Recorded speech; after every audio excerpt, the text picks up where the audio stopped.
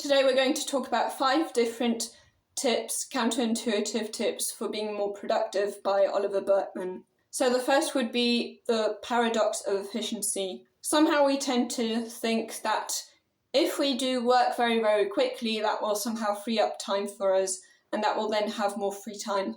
But as Oliver Burkeman explains, this isn't necessarily the case. Sometimes it is actually the opposite, because sometimes if we do work very quickly, we actually get handed over more work to do. Basically, the reward for being efficient is more work.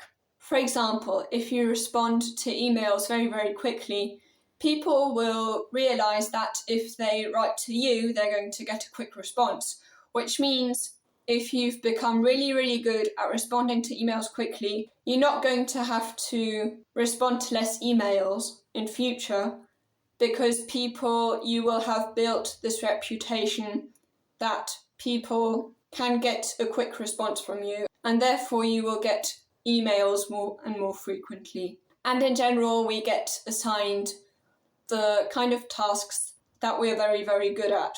If there's a certain task that you do much, much more quickly than others, that means you're often going to have to do more of that task as well.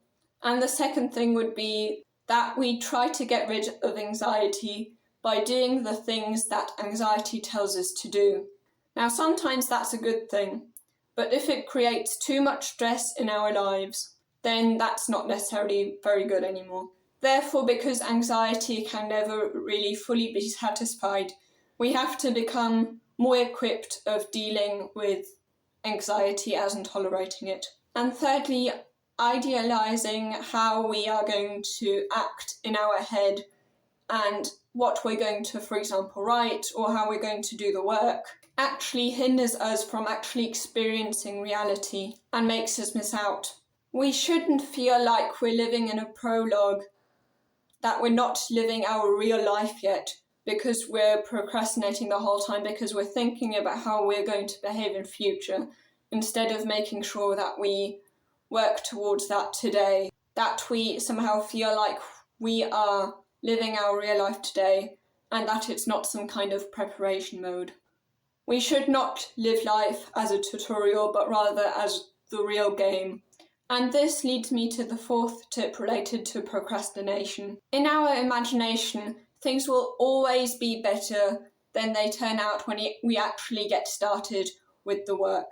We will never manage to write, for example, a chapter that is as perfect as we had imagined it would be.